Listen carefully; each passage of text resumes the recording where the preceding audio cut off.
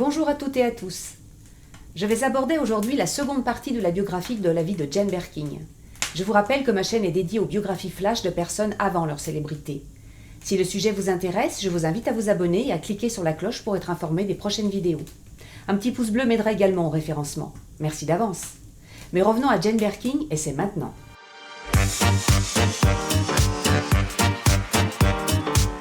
La recetterie.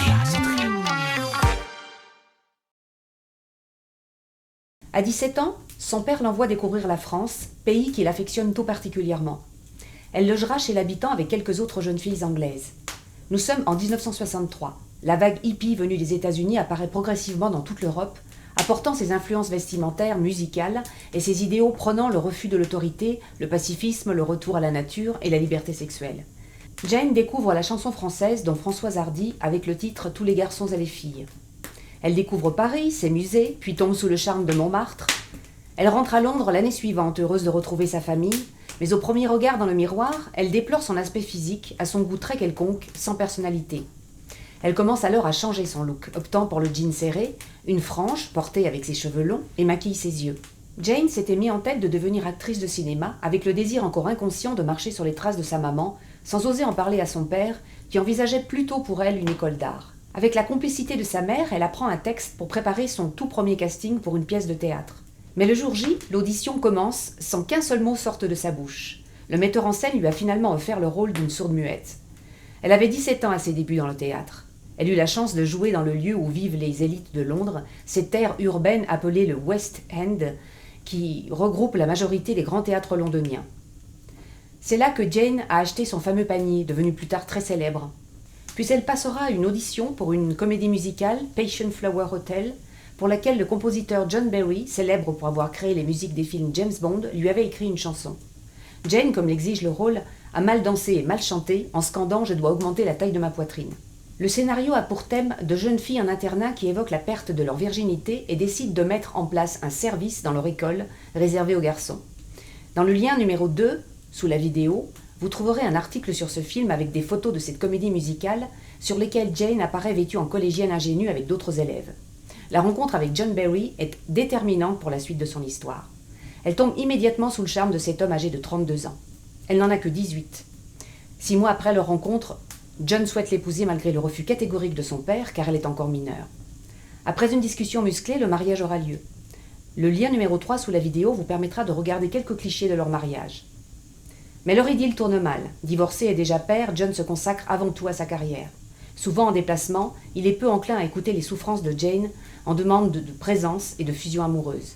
Très jeune, un peu perdue et sans travail, elle s'ennuie et déprime dans leur appartement. John a d'autres préoccupations.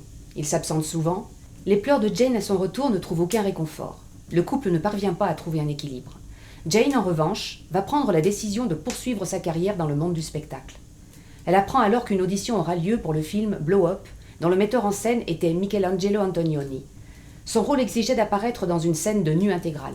Son mari la taquine, connaissant sa pudeur et sa timidité, presque certain qu'elle ne franchira jamais le pas. Pour relever le défi lancé par John plus que par conviction, Jane accepte le rôle. Elle a 19 ans. Ce fut un succès à une époque où les scènes de nu étaient inexistantes dans le cinéma. Le film remportera la Palme d'Or au Festival de Cannes. 1 an plus tard, Jane apprend avec une joie immense qu'elle attend un bébé. Kate naîtra le 8 avril 1967. Mais le couple se sépare en août de la même année. Jane retourne vivre au domicile de ses parents avec Kate, âgée alors de quelques mois. En 1968, Jane, devenue mère, doit subvenir aux besoins de sa fille. Elle recherche un emploi. Très peu sûre d'elle, elle se perçoit comme quelqu'un de très ordinaire et de fait, ne se sent pas légitime pour s'essayer au théâtre. La notoriété et le succès de sa maman la désarment et la fragilisent.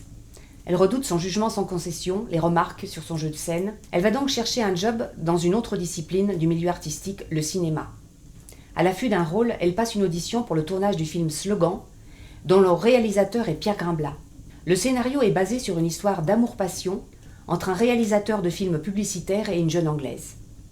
Jane voyagera jusqu'à Paris avec son frère pour se rendre au studio faire un essai. Elle doit incarner une jeune fille merveilleuse de naïveté, enjouée et chippie. Parmi toutes les jeunes filles venues passer l'audition, il aperçoit Jane, en mini-jupe, à qui il adresse un compliment à propos de ses jambes. Ne comprenant pas le français, elle bredouille avec l'humour qu'on lui connaît, quelques mots du style « Je paierai l'intervention chirurgicale pour corriger mes jambes arquées ». L'audition commence. Elle se trouve immédiatement en difficulté lorsqu'elle récite son texte en français, pourtant appris par cœur. Son partenaire de scène, Serge Gainsbourg, est sans concession. Elle explose en sanglots durant le bout d'essai. Pierre Grimblat, positive, et constate que cet incident a permis de révéler cette comédienne en puissance. Elle obtient le rôle. Serge Gainsbourg observe avec ironie cette jeune fille maladroite et pudique dont il tombe pourtant amoureux au premier regard. Je vous invite à visionner la bande-annonce Slogan, 1969 trailer, dans le lien 4 sous la vidéo. Vous pourrez écouter la chanson du film chantée par Jane. Serge et Jane tournent une scène que je trouve hilarante dans une belle voiture de collection. Jane est fière de ce plan dans une voiture anglaise, une Triumph. Je vous invite à visionner cet extrait précis dans le lien 5 sous la vidéo, intitulé La Triumph de Gainsbourg. Quelques semaines après la fin du tournage, Jane accepte un dîner dans un grand restaurant de Paris, seule avec Serge. La suite, nous la connaissons. Elle s'installe avec sa fille Kate dans son petit appartement aux 5 rue de Verneuil. Il est devenu un musée depuis le décès de Serge Gainsbourg. Bien des années plus tard, avec le recul, elle considère que sa séparation avec John Barry fut une vraie chance. Quitter son pays fut une bouffée d'air pour elle. Les Français lui réservent un accueil chaleureux, elle se sent enfin acceptée pour qui elle est. Jane suscite l'enthousiasme du public qui adore sa fraîcheur, son look, sa spontanéité et son accent britannique, à la fois drôle et tendre. Ici s'achève cette biographie Flash de Jane Birkin. Merci pour votre écoute et à très vite pour une autre bio Flash.